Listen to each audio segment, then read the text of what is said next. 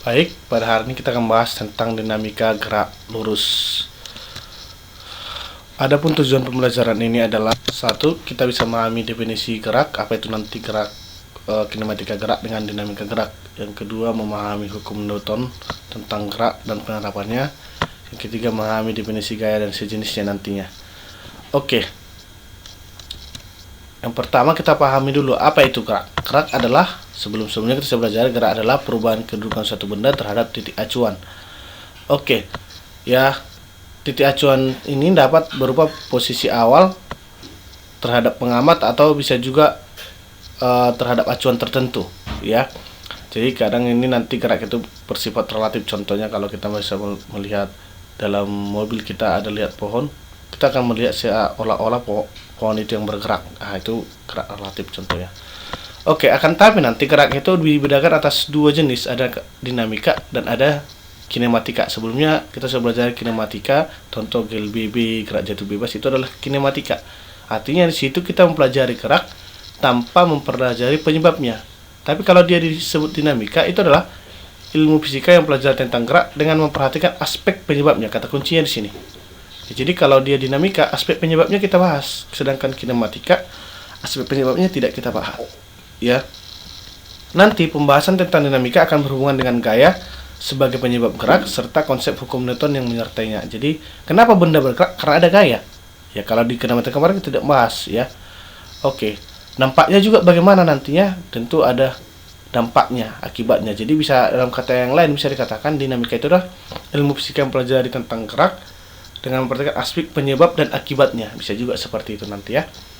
Oke, di sini kita akan membahas tentang hukum Newton, ya. Jadi hukum-hukum tentang gerak ini dikemukakan oleh Newton ada 3 nantinya. Oke, yang pertama nanti ada hukum 1 Newton, ya. Untuk hukum 1 Newton dikatakan bahwa setiap benda yang diam atau bergerak lurus beraturan jika resultan gaya yang bekerja pada benda tersebut sama dengan 0. Artinya gini, ya. Jika benda diam atau gerak lurus beraturan, jumlah gaya yang bekerja sama dengan 0. Misalkan kamu lihat sebuah benda, misalnya meja, di sana ada gaya-gaya yang bekerja, ada gaya berat nanti ke bawah, ada gaya normal ke atas, tapi jumlah gayanya sama dengan 0, bukan berarti tidak ada gaya, ya. Jadi hati-hati di sini, jumlah gaya sama dengan 0 bukan berarti gaya 0, jumlahnya yang 0, ya. Oke. Jadi itu dia bunyi hukum 1 Newton. Jadi hukum 1 ini berlaku pada benda yang bergerak lurus beraturan dan bagi benda yang diam, ya. Jadi dua keadaan ini, ya. Sifat yang dimiliki benda dalam mempertahankan keadaan awal disebut sifat lembab atau inner, kelembaban, ya. Jadi benda cenderung ingin diam, dalam bahasa yang sederhana bisa dikatakan juga benda cenderung ingin diam dan benda ingin cenderung bergerak, ya. Benda yang diam ingin cenderung berdiam dan benda yang bergerak cenderung ingin bergerak. Jadi contohnya begini. Contoh hukum 1. Ketika kita dalam mobil misalnya, ya. Ketika mobil tiba-tiba digas, ya, kita kan ke belakang ini, ya.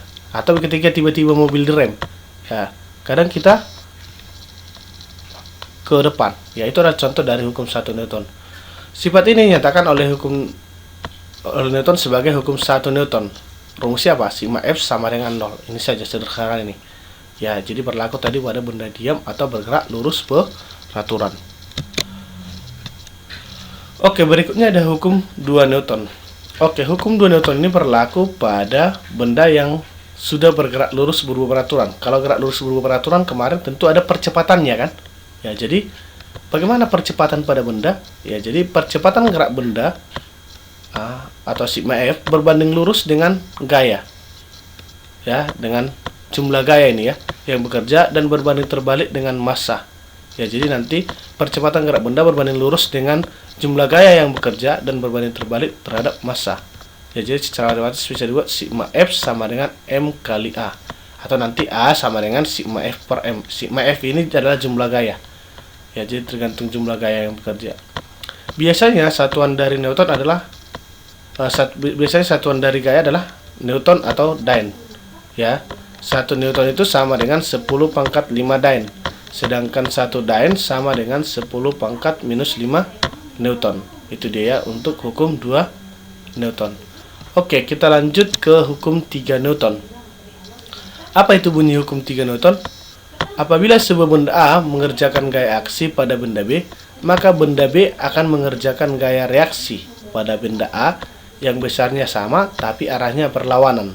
Jadi dalam bahasa Islam saya katakan, ketika pada benda ini kita berikan aksi, maka benda ini akan berikan reaksi. Ya, jadi secara matematis bisa dibuat F aksi sama dengan min F reaksi. Ya, jadi contohnya ini adalah ketika kita memukul tembok misalkan, tangan kita terasa sakit kan? Ya, ketika kita berikan gaya, tembok juga memberikan gaya reaksi. Ya, kita berikan tadi aksi, tembok akan memberikan reaksi. Itu bunyi hukum 3 Newton. Ya, jadi secara matematis F aksi sama dengan min F reaksi. Oke, adapun nanti aplikasi hukum 3 Newton bisa juga seperti ini. Ya, ketika kita buat tegangan tali benda, ada nanti tegangan tali ke atas, ada tegangan tali ke bawah. Jadi ini timbul T1 aksa ini karena ada dari sini, ya, itu. Jadi dari gambar tersebut bisa kita lihat pasangan gaya aksi reaksi adalah antara T1 dengan T1 aksen. Begitu juga dengan antara T2 dengan T2 aksen. Begitu juga dengan antara bumi, gaya berat dengan bumi juga ada nanti aksi reaksinya, W dengan W aksen. Sifat gaya aksi reaksi antara lain sama besar, terletak dalam satu garis kerja, berlawanan arah, dan bekerja pada dua benda yang berlainan. Ya, itu nanti aplikasi dari hukum 3 Newton. Oke, biar lebih jelas ada baiknya kita masuk ke contoh soal. Oke, untuk contoh soal pertama ini, sebuah benda bermassa 20 kg berada di atas lantai datar yang licin. Apabila gaya besar 50 Newton bekerja dengan arah mendatar, tentukan besar percepatan dan kecepatan saat 4 sekon. Oke, kita tinjau dulu apa yang bisa kita ketahui di sini. Pertama adalah massanya berapa? 20 kg. Gaya yang bekerja katanya tadi berapa? 50 Newton. Dan V0-nya sama dengan 0. Ya, karena kan dia sebuah benda berada di atas, awalnya kan dia sebelum bergerak, berarti kan awalnya dia diam. Baru ketika 4 sekon, berarti T-nya 4 sekon. Yang ditanya A dan V saat T sama dengan 4 sekon. Oke, untuk menyelesaikannya kita masuk ke hukum Newton. Ya kan, kita kan tadi hukum Newton 2 itu sigma F sama dengan M kali A, maka A sama dengan sigma F per M. Tadi kan sigma F-nya berapa tadi? 50 ya. Ya, jadi sigma F-nya itu 50, kalau tidak ada gaya yang lain, per M. Massa tadi 20, maka percepatannya berapa? 50 bagi 20 jadi 2,5 meter per sekon kuadrat. Jadi terjawab ya, percepatannya adalah 2,5 meter per sekon kuadrat. Maka tadi tanya kecepatannya. Ya, kecepatannya berapa ketika 4 sekon?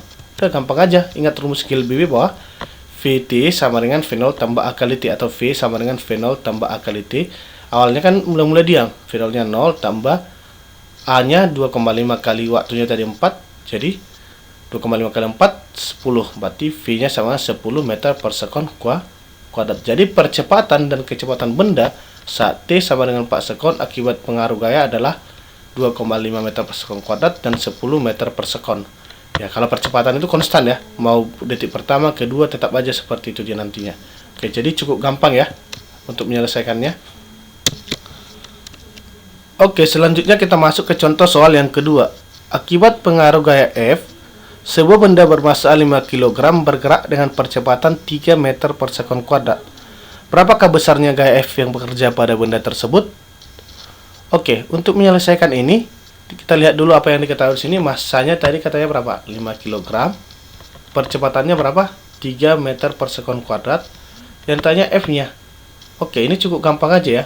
Oke, jadi maka kalau ditanya ini F sama tadi sigma F sama dengan apa? M kali A. Massanya tadi 5, A-nya 3, berarti tinggal kalikan aja. 5 kali 3, 15. Jadi besarnya gaya yang bekerja pada benda tersebut adalah 15 Newton. Jadi cukup gampang ya. Ini kebetulan dua soal ini adalah menggunakan hukum 2 Newton semua ini. Ya, jadi kata kuncinya tadi hukum 1 Newton itu adalah sigma F sama dengan 0, berlaku pada benda ketika dia masih diam atau bergerak lurus beraturan. Kalau benda sudah bergerak, berarti atau gerak lurus sebelum beraturan, berlaku hukum 2 Newton. Ketika ada suatu benda kita berikan aksi dan berikan reaksi, itu hukum 3 Newton. Itu kata kuncinya. Oke, biar lebih jelas, coba kerjakan soal latihan ini. Nanti dikerjakan biar kamu lebih paham tentang konsep hukum-hukum Newton. Yang pertama ini, ya soal yang pertama ini benda bermassa ya 50 kg, ya dan seterusnya. Ini soal yang pertama. Dan soal yang kedua, soal pertama ini nanti mirip dengan contoh soal yang tadi. Ini menggunakan hukum 2 Newton juga, ya. Soal yang kedua ini, ya, ini juga menggunakan hukum 2 Newton, hanya menggunakan konsep perbandingan nanti kamu mengerjakannya, ya. Gunakan hukum 2 Newton, bandingkan dia. Bagaimana hubungan F dengan A, ya begitu. Bagaimana hubungan F dengan massa, seperti tadi ya. Itu coba dikerjakan biar kamu lebih paham. Kalau ada yang kurang jelas nanti boleh kamu tanyakan di komentar.